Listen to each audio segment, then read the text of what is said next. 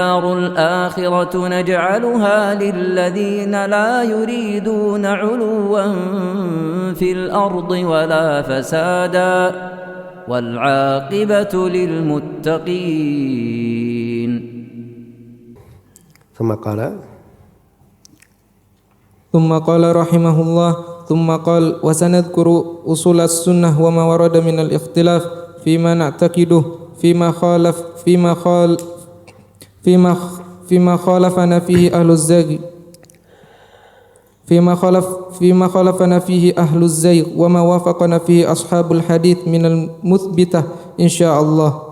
Ya, jadi sini beliau akan sebutkan i'tiqad mukhtasar yang mencocoki ahli hadits dari mengisbat dan menyelisihi ahli zaik yang menyelisihinya. Nah, ثم قال رحمه الله ثم ذكر الخلاف في الإمامة واحتج عليها وذكر اتفاق المهاجرين والأنصار على تقديم الصديق رضي الله عنه وأنه أفضل الأمة. ثم قال وكان الاختلاف في خلق الأفعال هل هي مقدرة أم لا؟ قال وقولنا فيها إن أفعال العباد مقدرة معلومة وذكر إثبات القدر. ثم ذكر الخلاف في أهل الكبائر ومسألة الأسماء والأحكام وقال قولنا إنهم مؤمنون على الإطلاق وأمرهم إلى الله تعالى إن شاء عذبهم وإن شاء عفى عنهم. Ini sebenarnya masail kibar ya dari i'tiqadat as-salaf.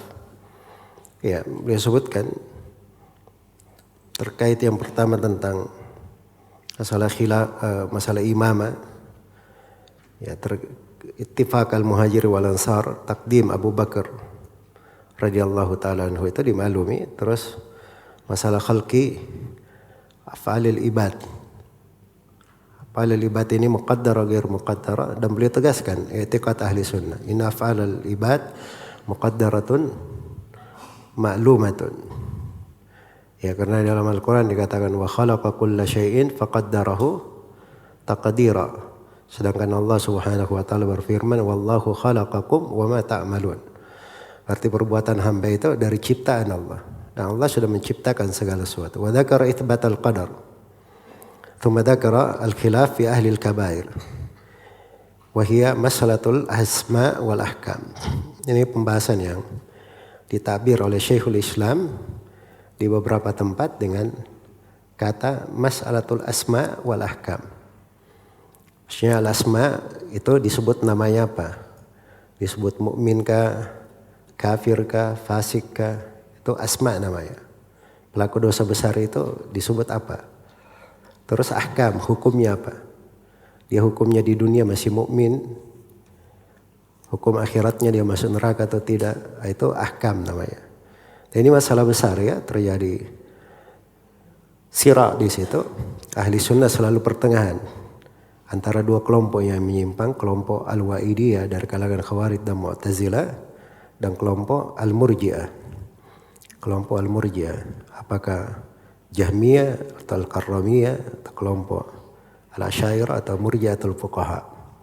Baik.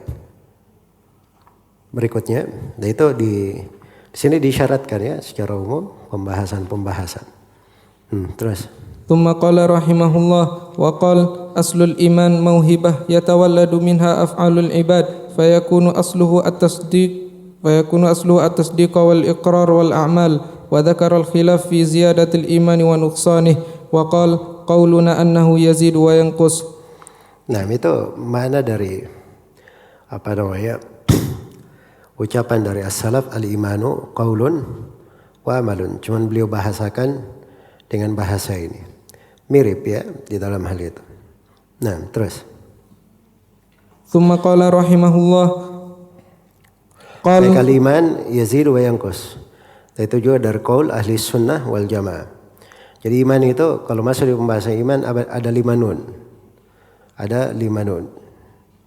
Ya, iman itu al-qaulu bil lisan. Yang kedua al-i'tiqadu bil janan. Nun kedua, nun ketiga wal amalu bil jawarihi wal arkan. Nun yang keempat yazidu bi taatir rahman. Dan nun yang kelima yang kusu bi taati syaitan atau bi maksiatir rahman. Jadi itu 5 nun. Siapa yang mengumpulkan 5 ini di pembahasan iman, maka dia pasti di atas jalan ahli sunnah. Keluar dari seluruh kelompok yang menyimpang di pembahasan iman. Nah, terus. ثم قال رحمه الله قال ثم كان الاختلاف في القرآن مخلوق أو غير مخلوق فقولنا وقول أئمتنا أن القرآن كلام الله غير مخلوق وأنه صفة لله منه بدأ قولا وإليه يعود حكما ثم ذكر الخلاف. Jadi ini ucapan dari as-salaf minhu bada'a wa ilaihi ya'ud. Itu diucapkan oleh banyak as-salaf. Dan di sini beliau perinci ya, bada'a qaulan. Karena Allah yang berbicara dengannya, darinya lah dia yang berbicara dengannya. Wa ilaihi ya'udu hukman. Ya. Dari sudut hukumnya atau dari sudut Al-Qur'an itu di hari akhir nanti sebelum hari kiamat, Al-Quran itu akan diangkat, dibuka mushaf-mushaf dan tidak ada lagi tulisan Al-Quran di dalam mushaf tersebut. Nah.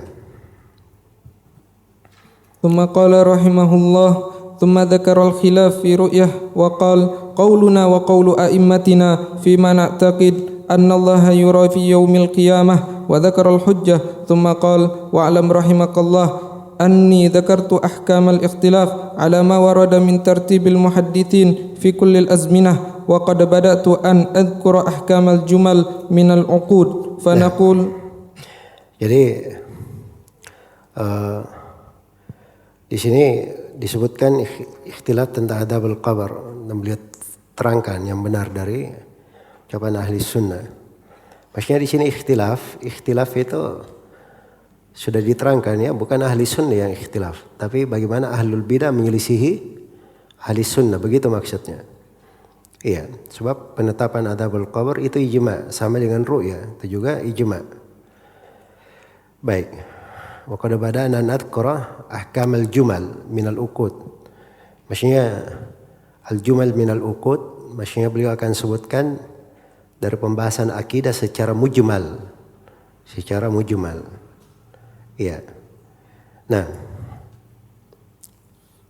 ثم قال فنقول ونعتقد أن الله عز وجل له عرش وهو على عرشه فوق 7 سماواته بكمال أسمائه وصفاته كما قال تعالى الرحمن على العرش استوى يدبر الأمر من السماء إلى الأرض ثم يعرج إليها ولا نقول إنه في الأرض كما هو في السماء على عرشه لأنه عالم بما يجري على عباده إلى أن قال ونعتقد أن الله خلق الجنة والنار وأنهما مخلوقتان للبقاء لا للفناء إلى أن. Ini 2 ya, satu terkait dengan masalah itsbat al-arsh, kemudian yang kedua itsbat al-ulu Allah subhanahu wa ta'ala dan istiwa Allah di atas arsh, dan beliau terangkan bikamali asma'ihi wa sifati. Iya. Kemudian beliau terangkan tentang khalqun nar al-jannah wan nar wa annahuma makhluqatani lil baqa la lil fana. Dicipta untuk kekal, bukan untuk fana. Baik, nah itu sudah berlalu kemarin, sudah disebutkan juga ya beberapa, ada tentang sebagian makhluk Allah subhanahu wa ta'ala yang diciptakan untuk baka, untuk kekal dan tidak sirna selama-lamanya. Yaitu ada 8 makhluk dikumpul oleh As-Suyuti dalam 2 bait syair. Kata beliau, thamaniyatun hukmul baqa'i ya ummuha minal khalqi wal baquna fi hayyizil adam hiyal arsyu wal kursiyyu jannatu narun wa jannatun wa arwahun wa ajabun kadallahu wal qalam. Itu ada 8. Al-arsh yang sudah berlalu ya, kemarin sudah disebut arsy itu lil baqa. Ada takbir yang sudah berlalu. Kursi, jannah, nar, 4, yang kelima arwah. Ya, yang keenam ajab, yaitu ajabud danab. Yang ketujuh Lauhul Mahfuz, dan yang ke-8 Al-Qalam, yang ditulis pena dengannya. Nah, ilang qala. ثم قال رحمه الله إلى أن قال ونعتقد أن النبي صلى الله عليه وسلم عرج بنفسه إلى سدرة المنتهى إلى أن قال ونعتقد أن الله قبض قبضتين فقال هؤلاء إلى الجنة وهؤلاء إلى النار ونعتقد. Jadi penetapan tentang Mi'raj bahwa Rasulullah diangkat diri beliau, maksudnya diri beliau, jasad dan ruhnya. Itu yang dikatakan oleh jamahir ahlul ilm. Iya. Selain daripada itu pendapat yang keliru. Nabi dimi'rajkan itu dengan jasad dan apa? Dengan ruh. Kemudian disebut di sini annallaha qabdataini. Ini penetapan sifat tangan. Jadi sifat tangan itu Ibnul Qayyim sebutkan itu dari sifat yang paling jelas, di antara sifat yang paling jelas. Karena penetapannya bukan dengan lafaz tangan saja. Disebutkan dengan lafaz memberi, lafaz terhampar, lafaz menggenggam, lafaz memiliki jari dan seterusnya. Dari hadits-hadits tentang sifat tangan. Jadi ini terus dikatakan haulai lil jannah wa haulai lin nar. Nasallallahu al-afiyah. Jadi sudah ditetapkan siapa yang penduduk surga dan siapa yang penduduk neraka. Dan di hadits tentang yang masuk surga bila hisabin wala adab, itu disebutkan 70.000 orang ya, sab'una alfan yadkhulul jannata bighairi hisabin wala adab. Dari 70.000, setiap 1.000 ditambah lagi berapa? 70.000. Terus disebutkan di dalam banyak riwayat wa thalathu hathayat min hathayati rabbi. Itu juga hathayat itu sifat terkait dengan tangan. Iya. Nah, dan kita imani seluruh hal tersebut. Mudah ahli sunnah itu ketika disebut sifat-sifat sudah berlalu ya kaidahnya. Selalu mereka agungkan dan mereka besarkan Allah. Mereka tetapkan dari sifat-sifat. Kemudian mereka yakini bahwa sifat itu sesuai dengan keagungan dan kebesaran Allah. Dan mereka yakini bahwa sifat itu tidak sama dengan sifatnya makhluk. Nah, wa na'taqidu. ثم قال رحمه الله ونعتقد أن للرسول صلى الله عليه وسلم حوضا ونعتقد أنه أول شافع وأول مشفع وذكر الصراط والميزان والموت وأن المقتول قتل بأجله واستوفى رزقه. Nah, ini dari usul ahli sunnah ya, terkait dengan haud jelas. Terus terkait dengan syafaat. Kemudian khususiyah terkait dengan Nabi, beliau awal syafi' dan awal musyaffa'. Terus 3 masalah penting, as-sirat, al-mizan dan al-maut. Adapun yang terakhir ini, wa annal maqtul qutila bi ajalihi wastawfa rizqahu. Ini bantahan terhadap kelompok Mu'tazilah. Yang orang-orang Mu'tazilah mengatakan bahwa al-maqtul itu katanya lam yastawfi ajalahu wa lam yastakmil rizqahu. Itu orang-orang Mu'tazilah. Jadi dia bilang orang yang mati itu ajalnya belum lengkap. Rezekinya belum sempurna.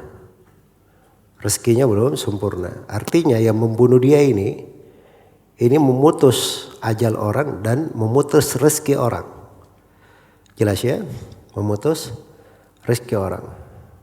Karena yang Allah takdirkan, dia sudah ditakdirkan ajalnya berapa, rezekinya berapa. Datang yang membunuh, diputus rezeki orang. Jelas ya? Tapi anehnya si Mu'tazilah ini berkata kalau misalnya orang ini mati di atas ranjangnya atau mati bunuh diri, maka itu dia sudah lengkap ajalnya dan sudah lengkap apa? Rezekinya. Jadi kebatilan jelas ya terkait dengan Mu'tazilah ini, apalagi masalah mereka itu di pembahasan takdir kaitannya dengan masalah af'alil ibad. Ya, mereka tidak memasukkan perbuatan hamba itu masuk di dalam masyiah Allah.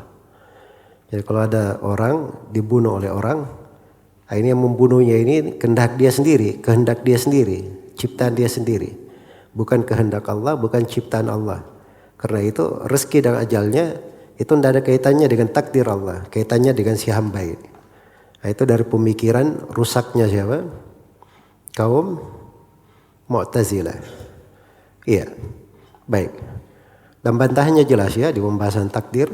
Bantahannya jelas bahwa segala sesuatu itu terjadi dengan kehendak Allah. Apa yang ditakdirkan Allah yang menciptakannya. Dan seseorang itu tidak akan meninggal kecuali telah habis rezeki yang dicatat untuknya, telah berakhir umur yang ditentukan baginya. Nah, hilang qala.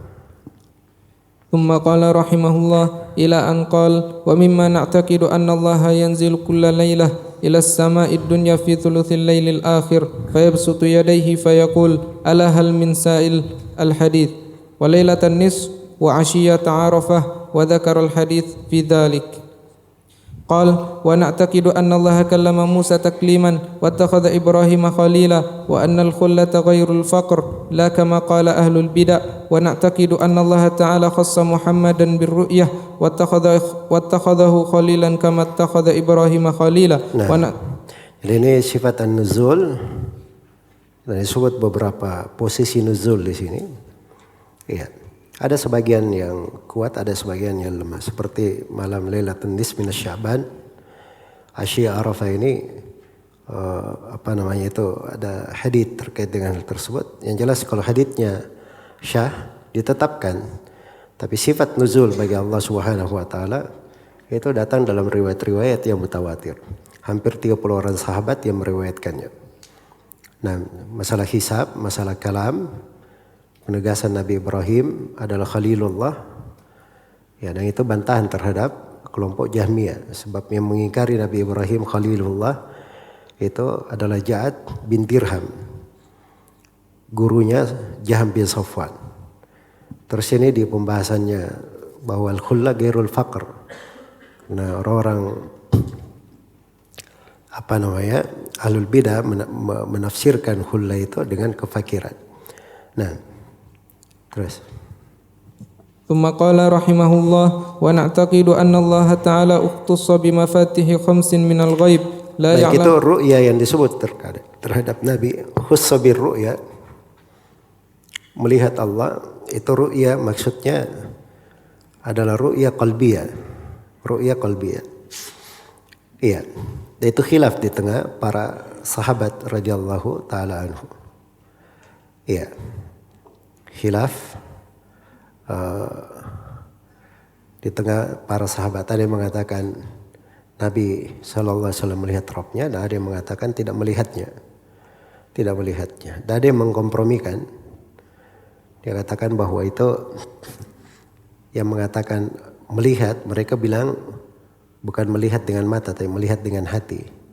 Yang mengatakan tidak dilihat, maksudnya dinafikan tidak dilihat dengan mata, ataupun melihat dengan hati, itu mereka melihat. Iya. Mungkin itu yang paling dekatnya ya, bahwa sebenarnya walaupun kelihatan kayak khilaf, tapi itu khilaf suri. Khilaf suri, secara makna mereka sama. Secara makna mereka sama. Karena Nabi SAW bersabda, nurun anna arahu. Nurun anna arahu. Jadi kaitannya dengan ru'ya qalbiyah. Baik, wa na'taqidu anna Allah Ta'ala ikhtassa atau ikhtassa, ikhtassa. Nah. Wa na'taqidu anna Allah Ta'ala ikhtassa bimafatihi khamsin minal ghaib la ya'lamuha illa Allah. Inna Allah 'indahu 'ilmus sa'ah wa na'taqidu al-masha 'ala al-khuffain thalathan lil musafir wa yawman wa laylah lil muqim wa na'taqidu as-sabra 'ala as-sultan min Quraisy ma kana min jawrin aw 'adl ma aqama as-salah min al-juma' wal a'yad wal jihadu ma'ahum madin ila yaumil qiyamah was salatu fil jama'ah haitsu yunada laha wajib idza lam yakun 'udhrun mani' wat tarawihu sunnah wa nashhadu anna man taraka as-salah 'amdan fahuwa kafir wasyahadah wal bara'ah bid'ah wassalatu ala man mata min ahli al-qiblah sunnah wala nunzilu ahadan jannatan wala naran hatta yakuna Allahu yunziluhum wal mira'u wal jidalu fid dini bid'ah. Jadi sini terkait dengan masalah banyak pembahasan lagi ya. Ilmu ghaib di sisi Allah Ini kaitannya dengan takdir juga. Ma asabana lam yakul liyukhti'ana, ma akhta'ana lam yakul liyusibana. Ar-ridha bi qada'illah was sabar ala ahkamihi. Ala ahkamillah. Ahkamillah ada dua macam ya, ahkam kauniyah dan ahkam apa? Asy-syar'iyyah. Ahkam kauniyah qadariyah dan ahkam syar'iyyah diniyah. Dua-duanya perlu bersabar. Taib al-mas'al al-khuffain thalathan lil musafir yawman wa lailatan lil mukim. Jadi ini sudah dibahas dahulu ya, karena ini pembahasan diingkari oleh ahlul bidah dari kalangan Rafidhah dan dari kalangan Khawarij. Mereka mengingkari hal ini, maka ditegaskan oleh para salaf sebagai keyakinan menyelisih ahlul bidah. Wassabar ala sultan min Quraisyin makana min jawrin atau adlin. Maksudnya min Quraisyin di sini bukan artinya yang diperintah bersabar pemerintah dari Quraisy saja, tapi beliau ingin menyinggung bahwa asalnya yang dipimpin, yang dipilih jadi pemimpin itu asalnya dari Quraisy. Asalnya dari Quraisy. Tapi maksudnya siapa yang sudah menjadi seorang imam, maka ditegakkan bersamanya sholat Jumat, sholat Id, dan jihad bersamanya hingga hari kiamat. Disebutkan tentang sholat berjamaah dan disebutkan tentang sholat tarawih, bahwa tarawih itu sunnah. Iya, sebutkan sholat tarawih sunnah. Kenapa disebut di sini sholat tarawih sunnah? Hah? Ini sama ya dengan masail i'tiqadiyah yang sudah berlalu, mengusap di atas kedua sepatu, masalah rajam, masalah ini. Masalah-masalah fikih yang disebut di buku-buku akidah itu karena ada dari ahlul bidah yang mengingkari itu. Iya, jadi orang-orang Syiah Rafidhah itu mengatakan bahwa sholat tarawih itu katanya bidah, diada-adakan oleh Umar atau orang-orang Syiah Rafidhah. Maka beliau tegaskan bahwa sholat tarawih adalah apa? Adalah sunnah. Nah, terus kata beliau, wa nasyhadu anna man taraka sholata amdan fa huwa kafir. Dan ini pendapat kebanyakan ahli sunnah. Kebanyakan ahli sunnah. Iya. Bahkan sebagiannya memahami ijma' di dalam ucapan Abdullah ibn Syakik rahimahullahu taala, lam yakunu yarawna syai'an minal a'mali tarkuhu kufrun illa shalah. Baik, kemudian kata beliau wasyahadatu wal bara'atu bid'ah. Maksudnya syahadah mempersaksikan ini orang penduduk sorga, penduduk neraka, ya, mempersaksikannya tanpa dalil, maka itu adalah bid'ah. Demikian pula bara'ah. Bara'ah itu apa? Maksudnya bara'ah dari Abu Bakar, dari Umar, seperti yang dikatakan oleh orang-orang Syiah Rafidhah. Iya. Itu yang dimaksud dari bara'ah. Bara'ah dari banyak makna ya, bara'ah itu dari Abu Bakar dan Umar, atau bara'ah dari para sahabat. Ya, bara'ah dari agama dan sunnah. Itu semuanya adalah bid'ah. Baik. Kemudian masalah sholat terhadap ahlul kiblat, tidak memastikan seorang surga neraka. Wal mira wal jidal fit dini bid'ah. Ini sudah berlalu ya, bahwa yang masuk di dalam bid'ah itu pada khilafat di usuluddin. Ya. Karena itu dikatakan oleh Nabi sallallahu alaihi wasallam, ma dhalla qaumun ba'dahu dan kanu alaihi illa utul jadal. Iya, kemudian beliau membaca ayat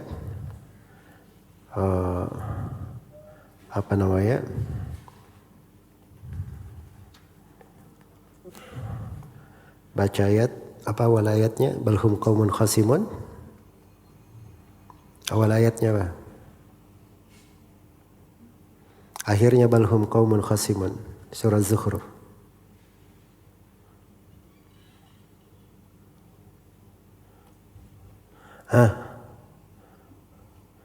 Ada muskilah juga antum ini. Baik. Berikutnya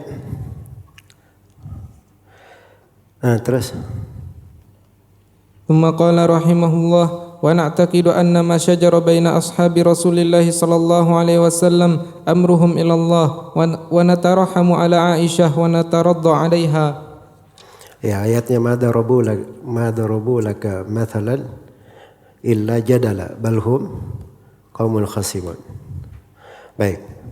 Ini berikutnya terkait dengan masalah masyajara baina ashabi Rasulullah sallallahu alaihi wasallam.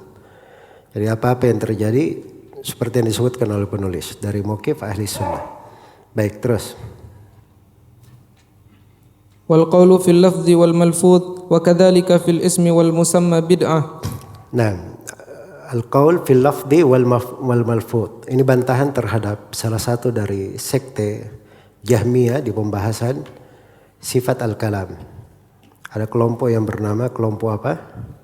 Al-lafdhiyah. Ya, kelompok al-lafdhiyah. Dan ini ma'ruf ya.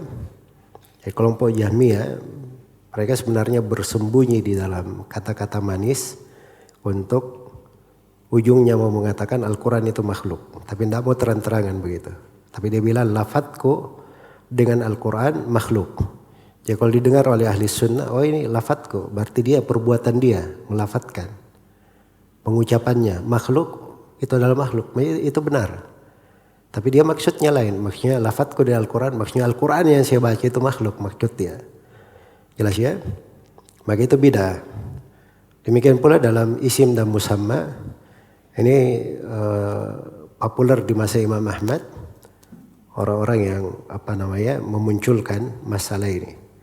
Apakah al-isim itu lil musamma atau huwal musamma? Ya. Atau al-isim adalah ghairul musamma. Jadi itu dimunculkan dari masa Imam Ahmad rahimahullah. Bicara masuk dalam hal itu bid'ah. Iya. Baik. Yang jelas itu al-isim lil musamma. Karena di dalam Al-Quran dikatakan walillahi al-asma'ul husna. Baik. Wal qaulu fil iman.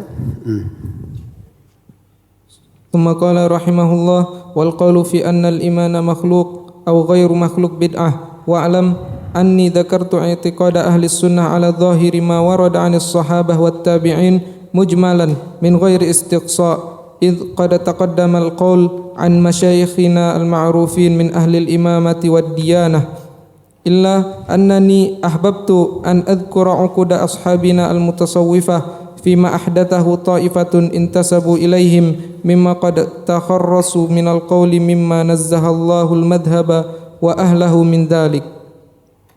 Baik, yang terakhir tadi pembahasan al-iman. Apakah dia makhluk atau ghairu makhluk?